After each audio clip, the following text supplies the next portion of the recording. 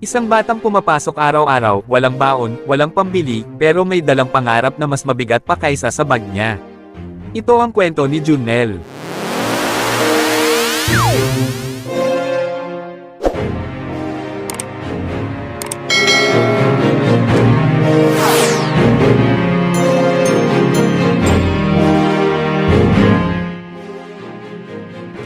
Hindi hadlang ang hirap para sa taong may pangarap.